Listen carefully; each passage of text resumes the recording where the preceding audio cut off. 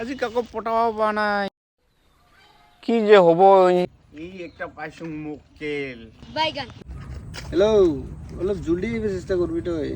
sir আপনার লগত অলপ কথা আছিল রে সময় হ'ব নেকি মাত করবে অলপ টাইম অলপ কেবা আছে স্যার মানে মই আয়ুৰ্বেদিক এলআইচিৰ পৰা আহিছোঁ মানে জীৱন বীমা সেয়ে আপোনাক লগ পাই অলপ কিবা আলোচনা কৰিম বুলি ভাবিছোঁ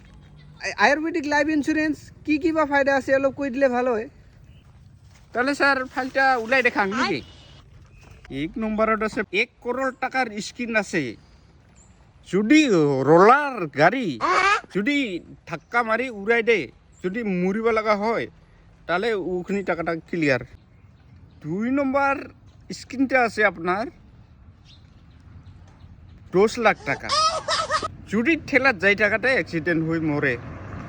ঠেলা অ্যাক্সিডেন্ট হলে 10 লাখ টাকা আর বেলেগ আছে নাকি চা 3 নম্বর স্কিমত আছে আপনার যদি আপনি সাইকেল চলি যাই থাকাতে যদি কোনোবা ঠেলাই হোক রিক্সা হোক যদি ধাক্কা লাগে উড়াই দিয়ে না আপনি মরি যায় তাহলে কিন্তু 25 লাখ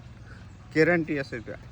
আয়ুর্বেদিক ইন্স্যুরেন্সটা মরার পিছতে পয়সাই পায় তো মরার পিছত পয়সাটা মই কি কৰিম তে চালা বুর্বক মরার পিছত কি বেকার থাকবি শ্মশানত যায় দোকান খুলবি ওতে সাদা শেখর ওগুলা বেচাবি আর ভোট গিলাটো আর কি খাই থাকবো তেনেহলে উমার দ্বারা দোকানটা চলিব শ্মশানৰ দোকান খোলা